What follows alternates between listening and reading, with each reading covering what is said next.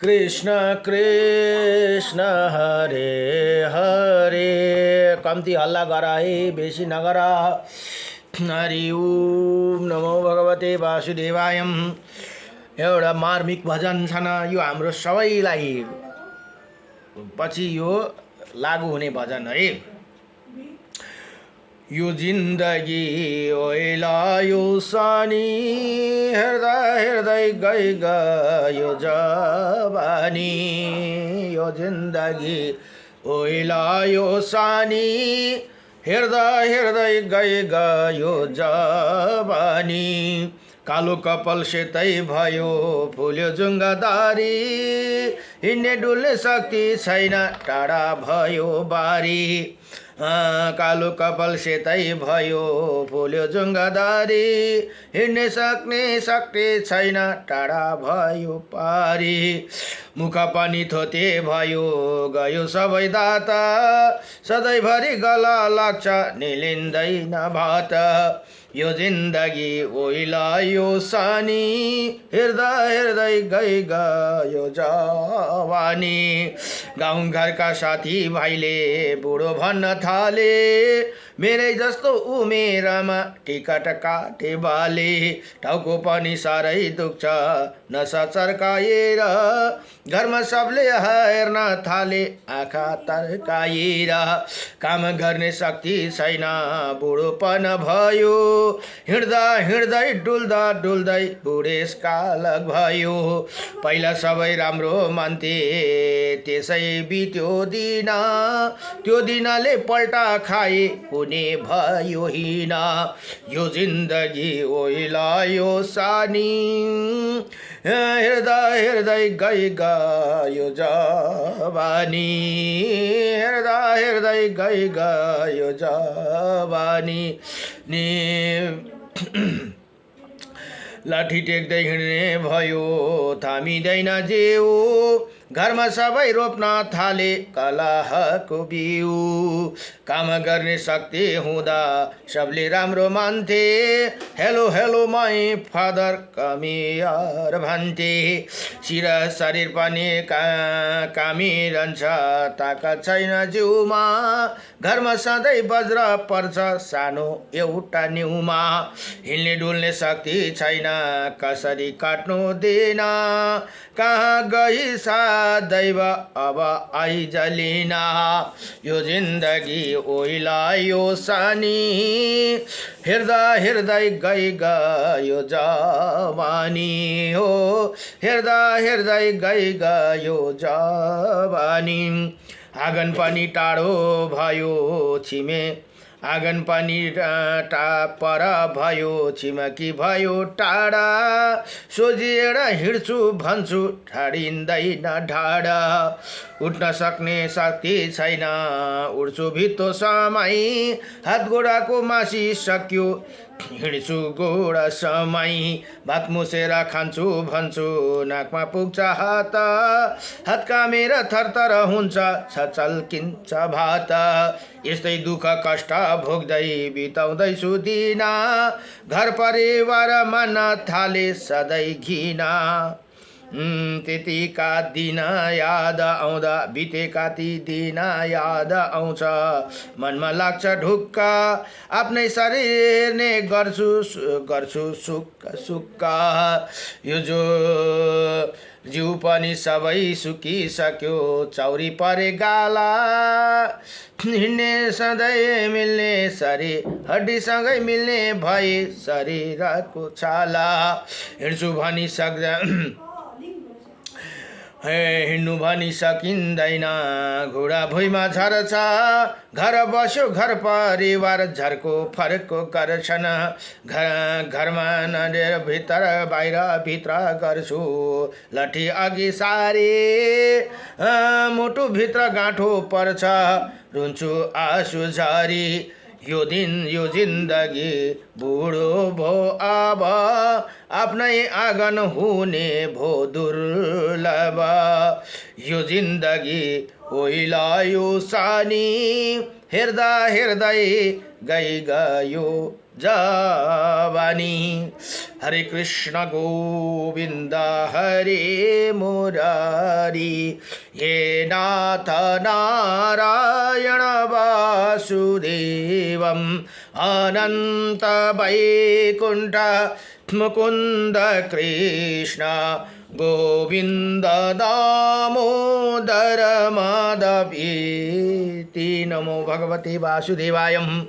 हरे राम राम राम हरे हरे। अब यहाँ 59 अध्यायमा 59 अध्यायमा के भनियो त भन्दा अब वृक्ष लगाने कि विधि। अच्छा, वृक्षहरू रोप्नुको पनि विधि हुन्छन्।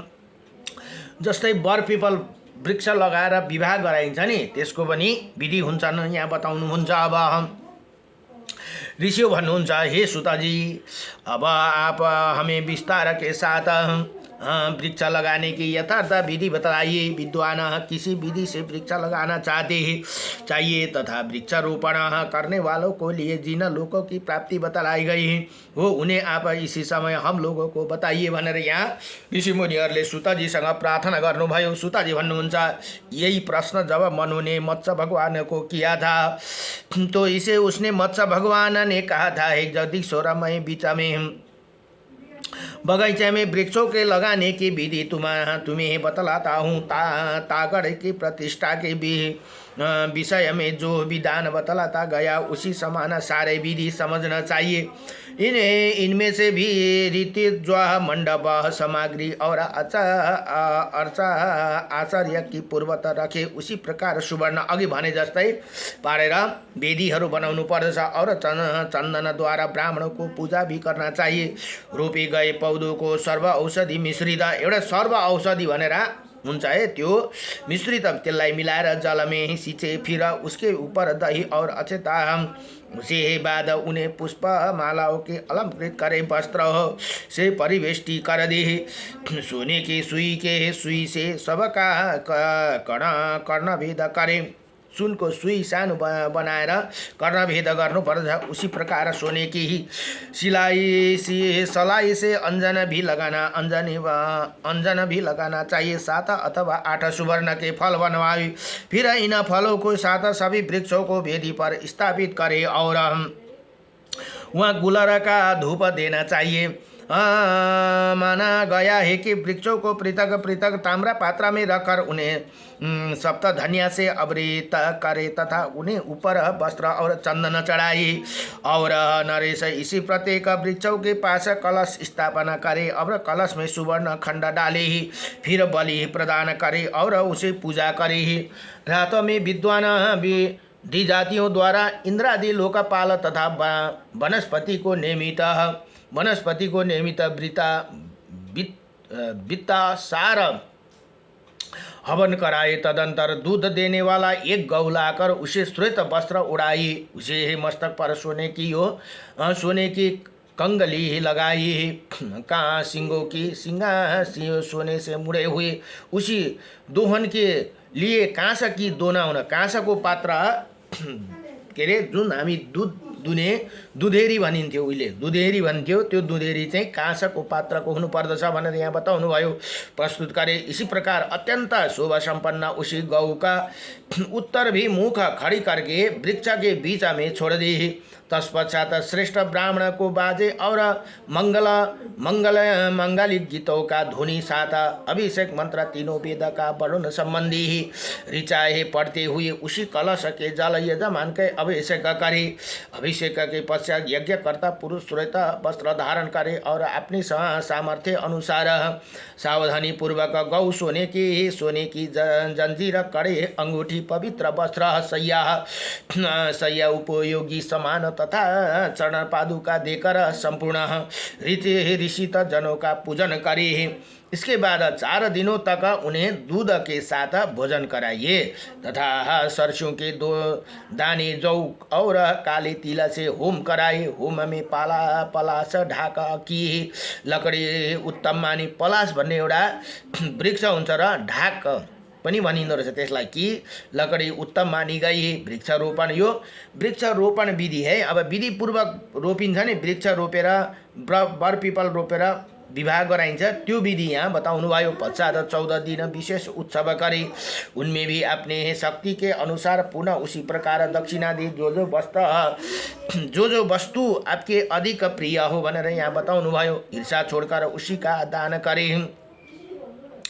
आचार्य को दूनी दक्षिणा दे और प्रणाम करके यज्ञ समाप्ति करे। जो विद्वान उपयुक्त विधि से वृक्षारोपण उत्सव करते हैं उसी सारी कामना पूर्ण होती है, वही अक्षय फल का भागी होते हैं। राजेंद्र, जो मनुष्य है ये ऐसी प्रकार भी वृक्ष की स्थापना करे है राजन, वही भी जब तक 3 इंद्र समाप्त हो, ये 30 जब तक 30 इंद्र समाप्ति हो जाते हैं तब तक स्वर्ग लोक में निवास करते हैं। वही जितने वृक्षारोपण करता है अपने पहले और पिछले के उतने ही पीढ़ियों का वो उद्धार करते हैं। यसरी वृक्ष हामीले लगायौँ भने यहाँ भने जति आपने पहले और पीछे की उतने ही पीढ़ी का वो उद्धार कर देता है तथा उसे पुनरावृत्ति से रहित परम सिद्धि प्राप्त होती है। जो मनुष्य प्रतिदिन इसी प्रसंग को सुनता है अथवा सुनाता है भनेर यहाँ मैले पनि त्यही कारण यो फेसबुकमा राखेको कारण के भन्दा यहाँ यसरी भनेर भने या तो पढ़ता सुनता या तो सुनाता है, वो भी देवताओं द्वारा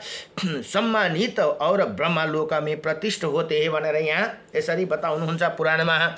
यदि श्रीमत्स महापुराणे वृक्ष उत्सव नाम 59 अध्याय संपूर्ण भयो। नमो भगवते वासुदेवाय। अब यहाँ वृक्ष मुनियों तथा कवियों को वृत्त प्रिय थे। वृक्ष उद्यानादि रोपण प्रतिष्ठा सभी विधियाँ पद भविष्य स्कंदी पुराण में बहुत विस्तार से है। अमर सिंह कालिदास ने भी इनका खूब वर्णन किया। मत्स्य पुराण में वृक्ष वर्णन बार बार मिलेगा भनेर यहाँ यसरी बताउनु भयो। नमो भगवते वासुदेवाय। कृष्णाय वासुदेवाय हरे परमात्मने नमः।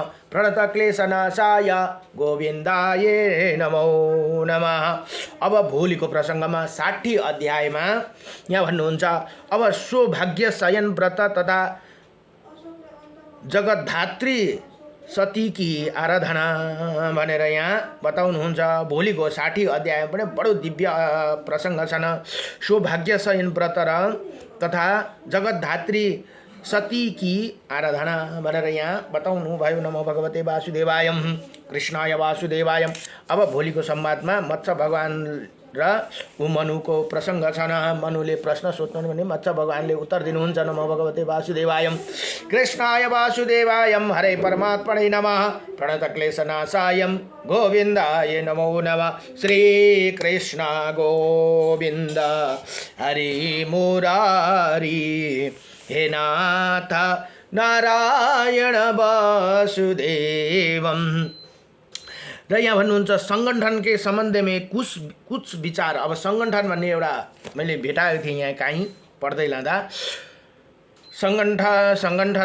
संगठन में नियम नहीं व्यवस्था होती है, संगठनों में सूचना नहीं समझ होती है, संगठनों में कानून नहीं अनुशासन होते हैं, संगठनों में भय नहीं भरोसा होते हैं, संगठन में शोषण नहीं पोषण होते हैं, संगठन में आग्रह नहीं आधार होते हैं, संगठन में संपर्क नहीं संबंध होते हैं, जुन संगठन छन् अर्पण नहीं समर्पण होते हैं, संगठन में मैं नहीं हम होते हैं, संगठन में आत्मा प्रशंसा ही नहीं सब सम्मान होते हैं, संगठन में तोड़ना नहीं जोड़ना होता है, इसीलिए स्वयं को संगठन में जुड़े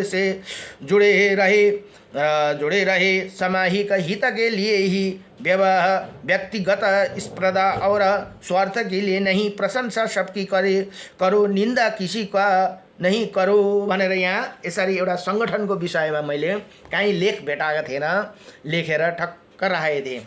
संगठन भन्ने कुरा के हो त भनेर भन्दा यहाँ यसरी लेखेको छ न।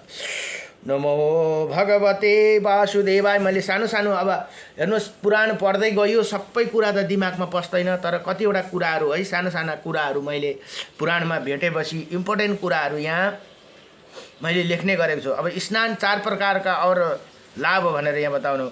मुनि स्नान 4 प्रकारको स्नान हुन्छ। के स्नान भन्दा मुनि स्नान सुबह 4 देखि 5 बजे के बीचमा गरेको स्नान सबसे उत्तम है। अब देव स्नान सुबह 5 बजे से 6 बजे के बीचमा मध्याह्न सबसे मुनि स्नान गरेको सबसे उत्तम। 4 देखि 5 बजेको बीचमा स्नान हामीले नुहाइसक्नु चाहिँ सबसे उत्तम मानिन्छ। त्यसलाई चाहिँ स्नानमा नुहाउनलाई फेरि देव स्नान 5 बजी से 6 बजेको बीच गऱ्यो भने मध्यम त्यो अलिकति कम्ती। त्यहाँबाट मानव स्नानको फल 6 से 8 बजीसम्म बीचमा गरेको निम्न। त्यहाँबाट 8 बजीदेखि बादमा गरेको चाहिँ राक्षसी भनेर यहाँ बताइन्छ। राक्षसी स्नान चाहिँ 8 बजीदेखि बादमा गऱ्यो भने चाहिँ त्योलाई चाहिँ राक्षसी स्नान, त्यसलाई चाहिँ अन्तिम भनेर बताइयो है। नमो भगवते वासुदेवायम। तर हामीले चाहिँ गर्नुपर्ने चाहिँ के रहेछ त भन्दा 4 देखि 5 सम्म या त 5 देखि 6 बजीसम्मको स्नान चाहिँ बिहान गर्नु पर्दो रहेछ। ओम नमो भगवते वासुदेवा।